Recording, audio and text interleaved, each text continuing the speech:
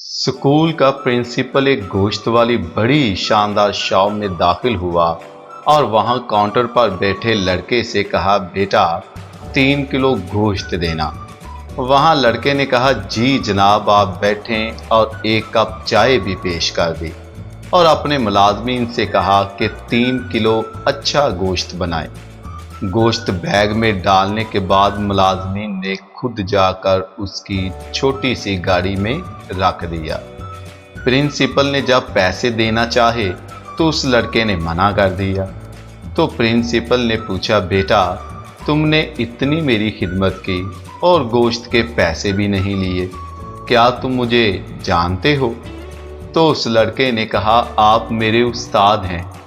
याद है आपको जब मैंने क्लास में एक गलती की थी तो आपने कहा था कि तब तक क्लास में तुम दाखिल नहीं हो सकते जब तक तुम अपने सरपरस्त को साथ न ले आओ। तो मैं स्कूल से भाग गया और एक छोटे से कसाई के यहाँ काम शुरू कर दिया। अब मेरे पास अपनी 2 बड़ी बड़ी गोश्त की दुकानें हैं, एक बड़ा फार्म है।